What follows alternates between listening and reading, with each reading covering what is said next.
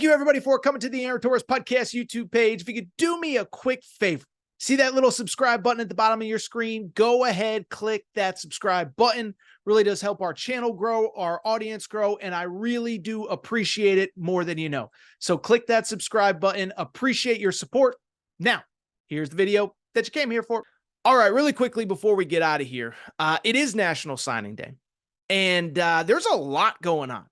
And so what I just want to do now is take about 5 to 10 minutes and just give you the big storylines coming into the day, okay? Not going to overdo it, not going to break down, we're not going to pretend to be experts on a 4-star, edge rusher from Atlanta, okay? Like, that's not what this is about. But what I do think is worth noting is that there are several storylines that I think are at least worth monitoring coming into today.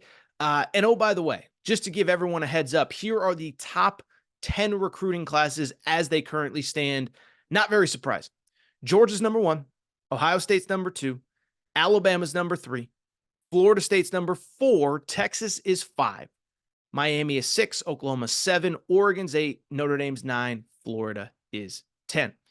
And so what I just want to do now, by the way, I don't think there's any like super shocking teams in the top 10. Miami obviously being at number 6 is kind of interesting. We'll talk about them in a minute.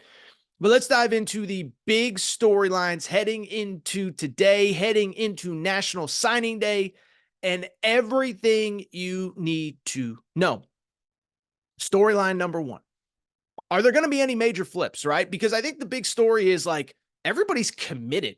I saw this stat. I think it's 98 out of the top 100 players in the 24/7 Sports top 100 players are currently committed.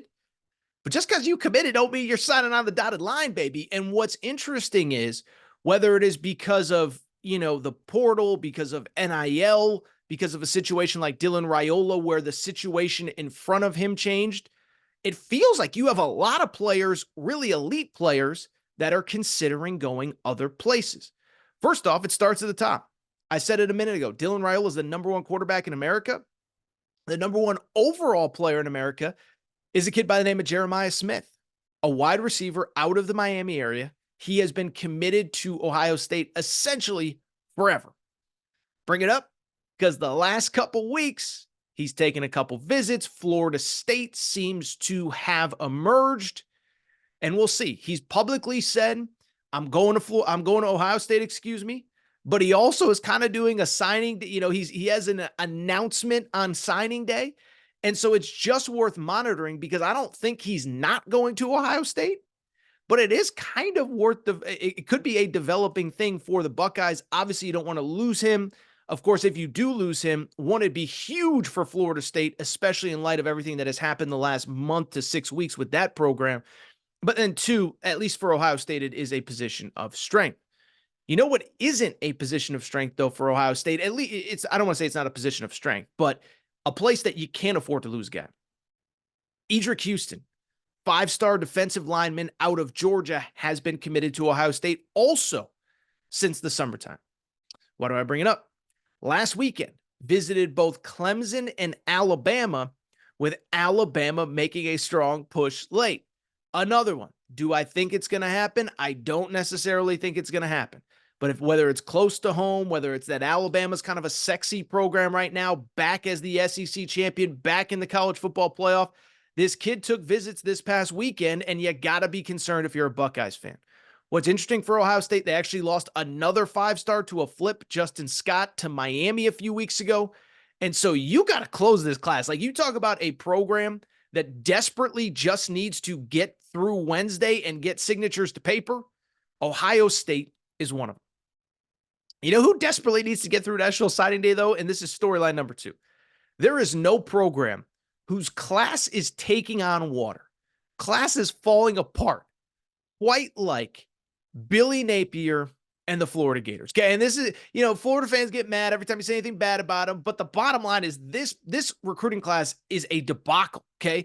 Started out great. Number 3 recruiting class in the country during the summer into the fall. And then they got a commitment from one of the best defensive linemen in high school football named L.J. McCray. And it felt like, okay, Billy Napier, whatever happens on the field, they're going to have a great recruiting class off of it. Problem was they started losing games. At that point, they lost a bunch of marquee recruits. A couple names that they lost at the time. Jamonte Waller, 5-star defensive lineman. He is now headed to Auburn. Wardell Mack, a defensive back who's headed to Texas. They also lost an offensive lineman to Georgia. And then on Monday, it was right before the Dylan Raiola news, they also lost a star defensive back, a star safety, Xavier Filsaime. I trip over his name all the time, but Xavier Filsaime was committed to Florida, was one of their top 2 or 3 ranked recruits. He flips to Texas. So just in the last month, they've lost 4 marquee recruits, and it could get worse today on signing day. Couple guys to keep an eye on. One, the good news is their star quarterback, the centerpiece of their class, is a kid named DJ Lagway, maybe the second best quarterback in America behind Dylan Raiola. He's going to sign. I know some people who kind of peripherally know him and his camp. Whatever, I don't know if he loves Billy Napier, if he loves Gainesville, if he loves the Gator Chomp, but I don't think he's flipping. There was late buzz that could Texas A&M get involved. I think it's too little too late for that new coaching staff. Beyond that, though, pretty much every Florida Gators recruit is kind of up in the air going into National Signing Day. The LJ McCray kid I just mentioned, on 3 has him as the best defensive lineman in the country. Well, the last couple of weeks, he's taken visits to Auburn. He's taken visits to Florida State. Quiet kid, doesn't say much. You can't really get a feel for what his recruitment is. But if you're Billy Napier, you're sweating, because that's the kind of guy you cannot lose this late. He is not replaceable. That's like a first day of the NFL draft type guy. Beyond him, there's another kid, Amaris Williams, another elite defensive lineman, 4-star from North Carolina. I've said it on the YouTube channel. I'll say it here. I've never seen this before. As I record, he is currently committed to Florida. Every single one of his crystal ball predictions has him going to Ohio State. And then, oh, by the way, he just took a visit to Auburn as well. So you look at that whole situation, it's like, what is going on? Committed to Florida, crystal balls to Ohio State, going to visit on Auburn. It's insanity. And then they had a linebacker that has been committed forever who took a visit to Miami this weekend. So you're talking about literally probably 3 of your top 4 remaining recruits are on serious flip watch. This after losing 4 high-profile recruits as well. Billy Napier, get your butt to Wednesday. What's the old Ricky Bobby meme? Sweet baby Jesus, get me to Wednesday.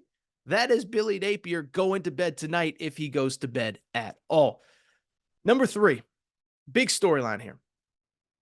I'm wearing a hoodie, okay, for those watching on YouTube. What does Coach Prime have up his sleeve? Because the thing about Coach Prime, National Signing Day might as well be called National Coach Prime Flip Day, because the thing about Coach Prime, for all the talk about all the portal kids he's gotten and the really good high school players he's gotten this year, there is something that I find very interesting. It's kind of quiet going into National Signing Day, but here's the thing. It was quiet going into National Signing Day 2 years ago. Nobody had Coach Prime projected to flip Travis Hunter. Nobody. Then National Signing Day comes, you hear the Travis Hunter rumors. He's not going to Florida State. Oh my goodness, he might go to Jackson State. Then last year, going into National Signing Day, there was no buzz at all that Cormani McClain, the number 1 corner last year, was going anywhere other than Miami. Then National Signing Day comes, Cormani's not signing with Miami. What's going on? Oh, he ends up at Colorado. And so just because Colorado hasn't been linked to people doesn't mean that Coach Prime ain't making moves, and that's what I want to watch for today. Who are the potential people that could flip on National Signing Day? Just a couple names to keep an eye on. Jaquan McCroy, big offensive tackle. He's about 6'8", 6'9", committed to Oregon. He's actually from Alabama. Took a visit to Colorado a few weeks ago. He's been on flip watch since. I think it's interesting, by the way, Oregon just stole a transfer commit from Colorado, was committed to Colorado, named Matthew Bedford. So is Dan Lanning playing the chess piece game with Coach Prime as far as you took my guy? So I'm going to take yours. I don't know, but keep an eye on him. Boo Carter, a 4-star, 2-way player from Tennessee, has been committed to the Vols forever. But really good friends with Jordan Seaton, that 5-star that just committed to Colorado a few weeks ago. So keep an eye on that one. I also saw this. Charles Lester, a 5-star defensive back, has been committed to Florida State for a while. He tweeted something about, oh, people are coming in with the NIL bag, whatever. And everyone in his comments are speculating, who could it be? Who could it be? There's a GIF of Coach Prime. He retweeted it. So is Coach Prime potentially going to hijack another Florida State recruit? We will see. A couple other storylines worth keeping an eye on. One, I think this is important. We talked about the health and ecosystem of the college football community right now. And I bring it up because we just talked about it with Nebraska. Right now, Florida State has the number 4 recruiting class in the country. Miami has the number 6 recruiting class in the country. Now, Florida State, I think, is playing both offense and defense. We just mentioned number 1 player in America, Jeremiah Smith, has visited Florida State of late. LJ McCray as well. It is worth noting, though, a couple of their high-profile players are flirting with other people. We just mentioned Charles Lester flirting a little sort of bit with Colorado. Their top recruit, KJ Bolden, took a visit to Auburn in recent weeks. And so I just bring it up because Florida State is trending towards a top 5 class. And Miami is trending towards a top 5, top 6 class after a 7-5 season. To me, that is very important because what has the narrative in college football been the last month? Now, I think it's stupid, but what has the narrative been? The narrative has been that the ACC is not on the level of the SEC or the Big Ten as we go towards those 2 super conferences, and everybody that isn't in those leagues is going to get left behind. Now, people are trying to use that as justification why Florida State was left out. Everybody hates the ACC. I don't buy that. ESPN has the exclusive, they have the ACC network. They want everybody to be good. But from a perception standpoint, if these 2 programs can hold on to these classes, I think it's great. And then otherwise, I think everything else is kind of self-explanatory. I've mentioned Auburn a few times here. They've basically, they're on the verge of potentially flipping a couple kids. KJ Bolden, 5-star safety, committed to Florida State. LJ McCray, I don't know if they're on the verge of flipping them, but at least worth watching. That's the defensive tackle committed to Florida. Amaris Williams, the defensive end, committed to Ohio State. So all that is worth watching. And I really think that's it as far as National Signing Day. The one thing we could always say about National Signing Day, something crazy is going to happen. We don't know what it is, so make sure to stay